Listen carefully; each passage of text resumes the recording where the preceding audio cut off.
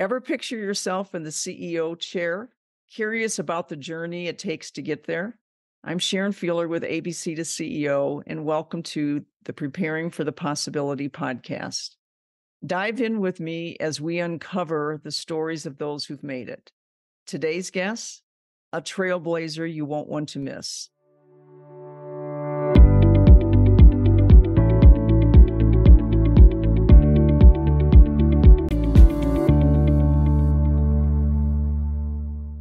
So today I am so pleased to present our guest to you, a young woman who has done amazing things that I am so excited about interviewing. We have DeLisa Guerrier with us today, and we will have so much fun talking about what you've been doing. But I'd first like to ask you is you started in California and you made this amazing journey from California to the real estate area of Nashville with your husband, LD. And maybe you can tell me about that. That journey sounds like one that had to be quite exciting for you and him and where it has led you. Oh, well, thank you so much for having me today. I'm excited to be here. So, actually, I grew up in Northern California and I came to Nashville, Tennessee for pre med. And I met my husband when I was in college here in Nashville. So, it was right at the time when I had this decision to go back home to California and, continue on my collegiate path. And my husband looked at me and he said, why would you go and be a doctor when you could own the hospital? And that's what Oh, got me here. So, well, what a way to think about a career change.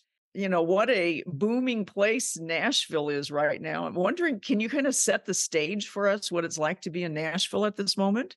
yes, well, I think Nashville has been on every fastest growing, real estate charts that there are for the last 10, 12 years. I would say we've had a lot of big industries moving here, a lot of huge job opportunities, and it has really fueled the real estate growth. So we haven't seen a lot of slowdown as the rest of the country. We, at one point, this was probably back in about 2016, 2017, with all the construction going on, we were 10,000 doors short for the need here. We had 100 people moving here a day at the time. 3 years later, with all the significant construction still going on, we were 40,000 doors short for the housing need. So it's just continued on that path. We don't have enough homes for the people moving here, and it's just created a great opportunity. I was already in the real estate world and in construction, but it allowed for our company to grow significantly. I understand you've got real estate license, general contractor license, and residential and commercial. What drove you to kind of say, this is what I want to do? This is my chance to do something that I'm really excited about. Yes. Well, I'll tell you, I guess from the beginning, I was headed to be a physician, as I shared. And my husband owned a company. He was just really getting started in the automotive world. And I had this choice to continue on to become a doctor or drop everything I was doing and help him grow his company. And so I chose the latter. We grew that company from he was generating about 10,000 a year in revenue when I joined him, and we took it to just under 10 million a year within about 4 to 5 years. And honestly, I hated everything automotive. I don't even like to put gas in my car. That's how bad it is. But I've always loved real estate. My mom used to take us to look at model homes. He and I were in the process of looking at our first home. And he said, maybe you should get your real estate license. So I did that. And every customer that walked through the door for his automotive shop became my client. And it was during this time in 2011 where, there were challenges. We had just come from the downturn and people were in terrible interest rates. They were about to be foreclosed on or were in the process of short selling, behind on their mortgage.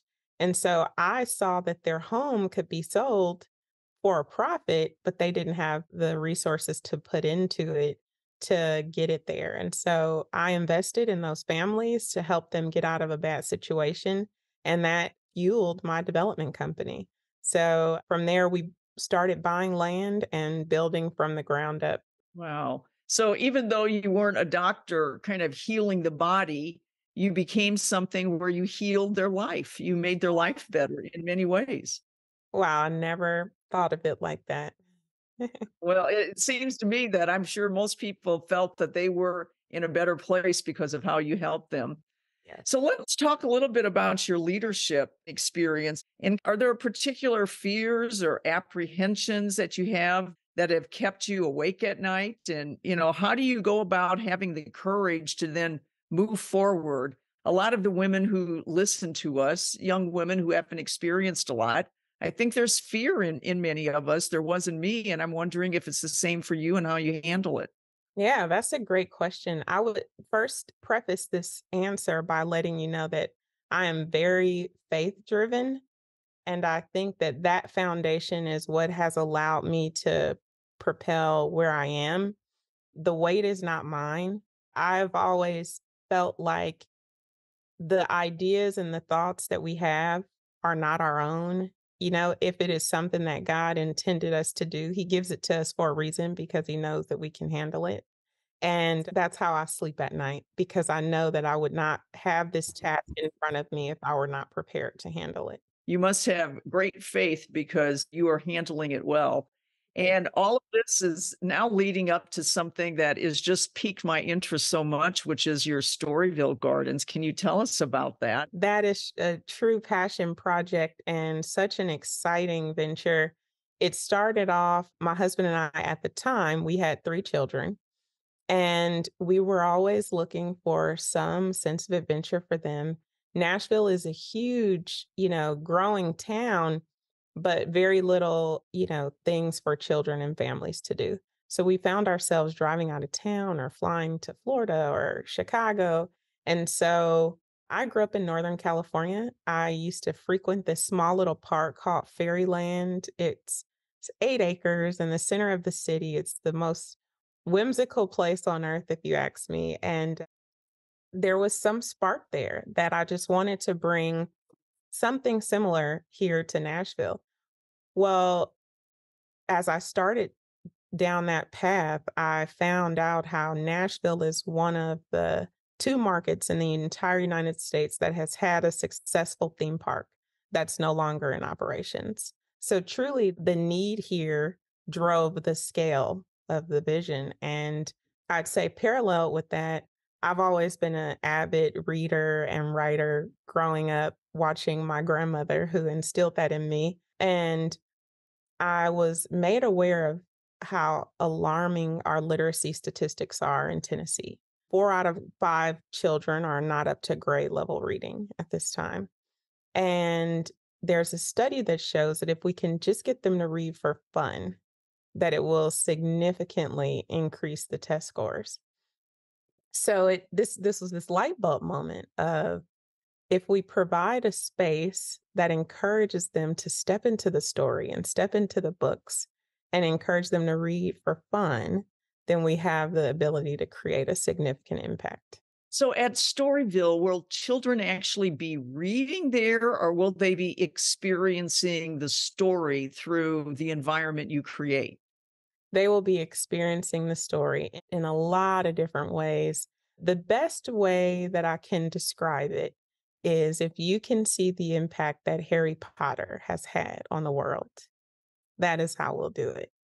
Right. To go from the stories to the movies. And then, of course, there's also places you can go, theme parks that have the theme with it also. Yeah. Wonderful.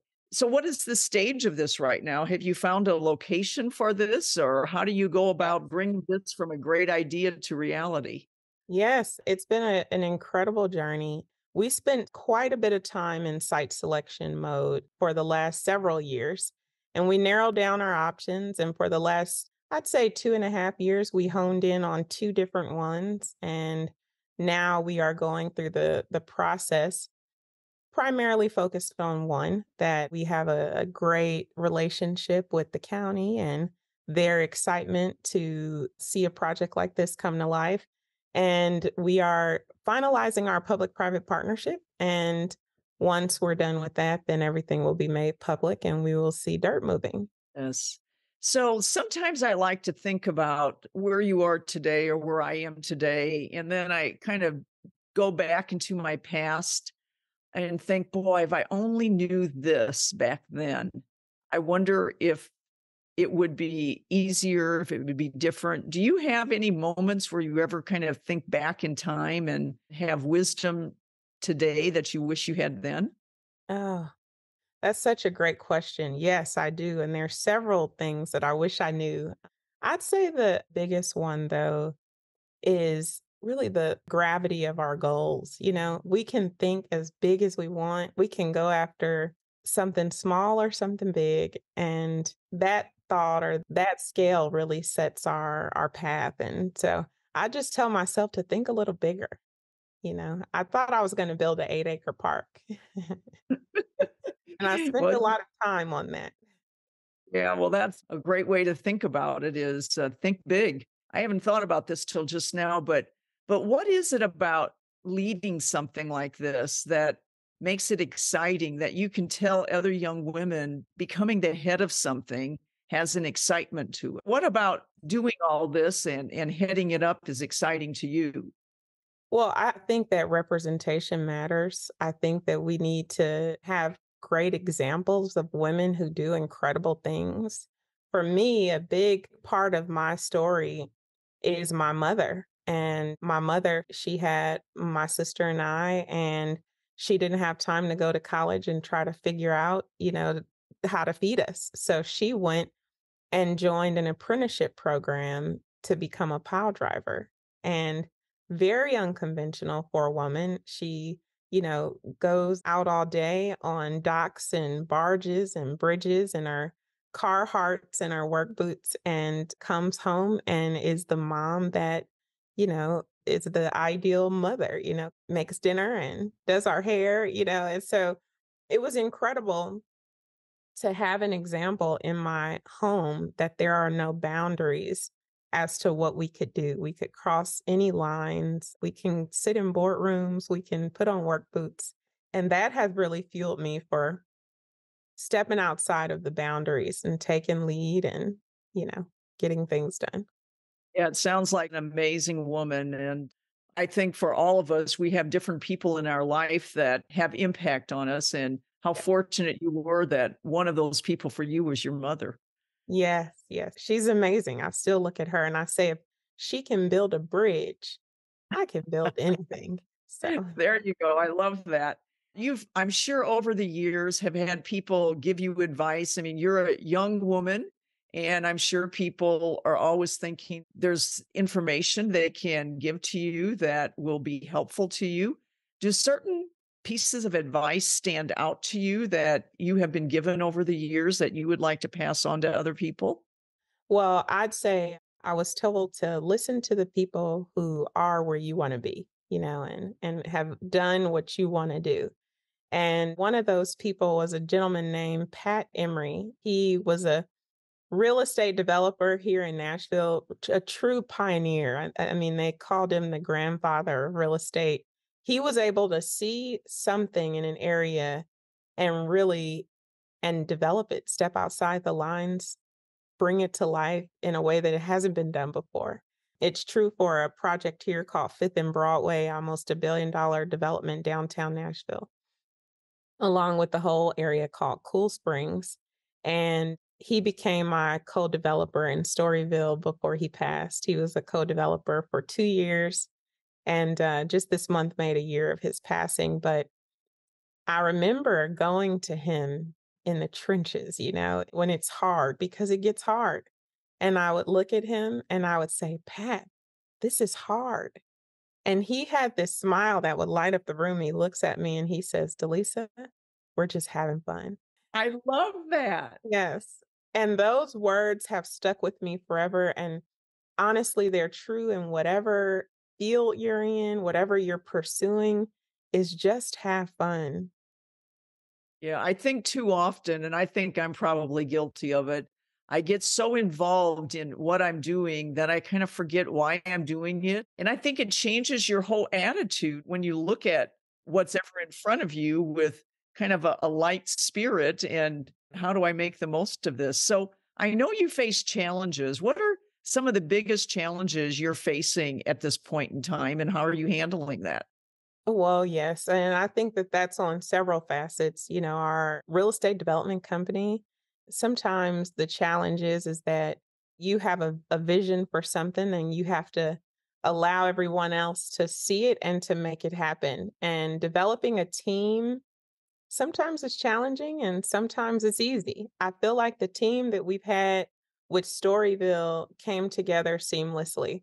But the day-to-day construction company, the team ebbs and flows. And that's true in any setting where you have, employees and workers, just making sure everyone communicates.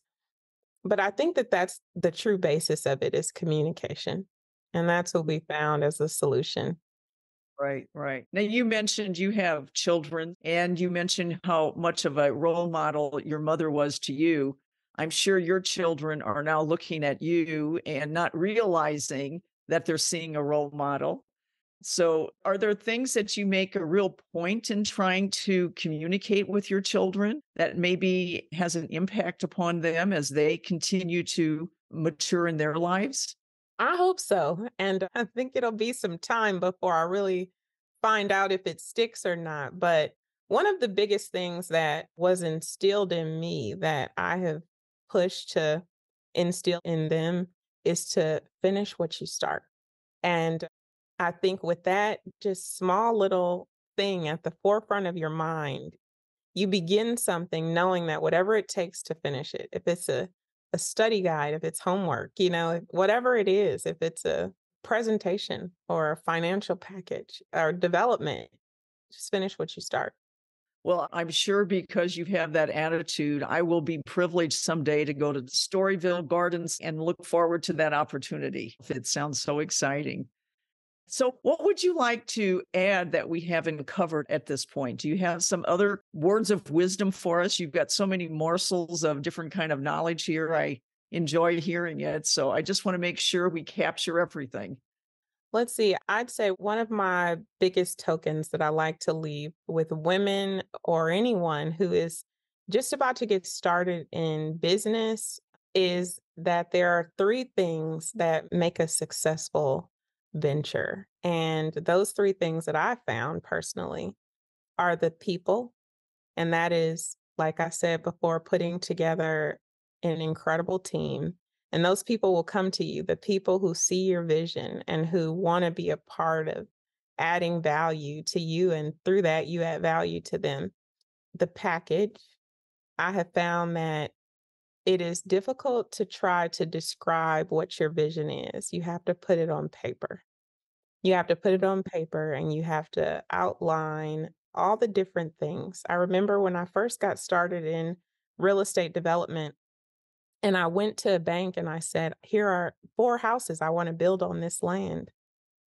And the banker looked at me and he said, "Well, where is the information?" And that's when I realized I need to put together a package. And ever since then, I've put together packages where the bank can see that I've thought through every aspect of this and I've checked every box. So package is important. And the last one is the purpose. Why are you doing it? It has to be for a reason outside of financial gain. What are you going to give back to society or people? Or is there a purpose behind it that people can support? And that's my recipe for success. Well, it sounds like it is a recipe that is working quite well. You are an amazing woman, and we are so fortunate to have this time to talk to you. And we appreciate, I know you have a busy schedule, so thank you so much for your time. I can't wait to hear and see what your future holds because I know it's great things. Thank you So, so delete, much. and I look forward to continuing your relationship with you. Thank you, Sharon. You as well. Thank you, DeLisa, for being with us today. And thank you to our audience for tuning in. I want to remind you that ABC to CEO is a non for profit organization whose purpose is to mentor the next generation of women for the possibility of CEO. Please check out abc2ceo.com to see how you can further help us with this mission. Until next time, this is Sharon Fiehler signing off. But remember to follow us on social media for your daily inspiration.